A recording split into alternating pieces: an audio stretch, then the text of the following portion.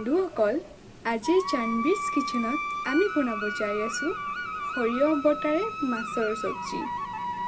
যি চব্জি অতি সোনকালে হৈ যায় আৰু মছলাও বহুত কম লাগে, একদম ঘৰুৱা পদ্ধতি। আহকচোন ভিডিঅ'টি আৰম্ভ কৰোঁ।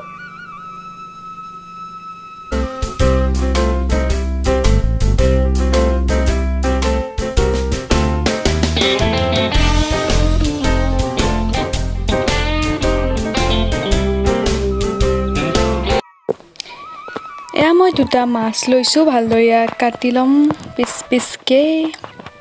আৰু এয়া লৈছোঁ মই পিঁয়াজ, সৰু সৰুকৈ কাটি লৈছোঁ একদম। আৰু এয়া সৰিয়হ বটা, কেঁচা মৰিচ লাগিব কেইটামান, গোটেইখিনি মিক্স কৰি দিছোঁ মাছৰ লগত। হালধি আৰু নিমখো ইয়াতে দি দিম। কেঁচা জলকীয়াখিনি মাজতে দুফাল কৰি দিব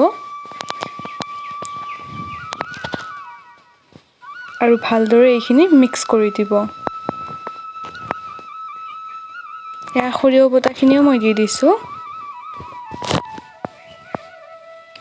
গোটেইখিনি ভালদৰে মিক্স কৰিছোঁ আৰু অকণমান সময় মই থৈ দিম। এয়া অকণমান সময় থৈ দিছিলোঁ। এতিয়া গেছত মই কেৰাহীটো বহাই দিছোঁ, তেল দিছোঁ।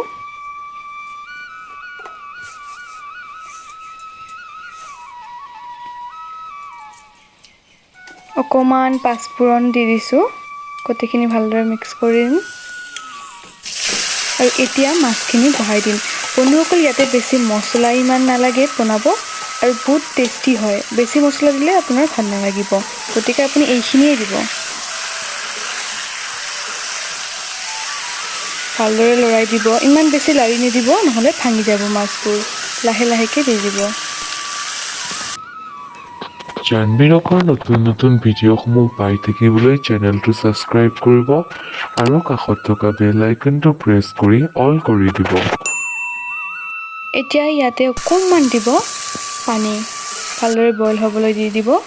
পানী বেছি নিদিব, নহ'লে টেষ্টটো গুচি যাব। অকণমান পানী দিব আৰু ঢাকনিৰে ঢাকি দিব বইল হ'বলৈ। এয়া মই আনিছোঁ বুন ধনিয়া, নগা ধনিয়াও কিছুমানে কয়, বা ধনিয়াৰ পাত। সৰু সৰুকৈ মই কাটি লৈছোঁ। এয়া চাওক, মই বইল হ'বলৈ দিছিলোঁ, এইখিনি গোটেইখিনি বইল হৈ গৈছে মাছখিনি। বেছি সময় বইল কৰিব নালাগে, 5 পৰা 7 মিনিট, আপুনি 10 মিনিট কৰিলেও হৈ যাব। এয়া চাওক, হৈ গৈছে তৈয়াৰ। অকণমান চেনি দি দিব ইয়াতে, আৰু বেছি টেষ্ট উঠে চেনি দিলে। আৰু শেষত অকণমান সৰিয়হ তেল। এয়া ৰেডি হৈ গ'ল। মই ওপৰত ধনিয়াখিনি দি দিছোঁ। আৰু এয়া সৰিয়হ বটা মাছ ৰেডি। অতি সোনকালে হয়, 10 মিনিটৰ ভিতৰত হৈ যায় আৰু বহুত টেষ্টি হয়। মছলাও ইমান নালাগে একো। আপুনি নিশ্চয় ঘৰত ট্ৰাই কৰিব। ভিডিঅ'টি ভাল লাগিলে লাইক, কমেণ্ট, শ্বেয়াৰ নিশ্চয় কৰিব। ধন্যবাদ।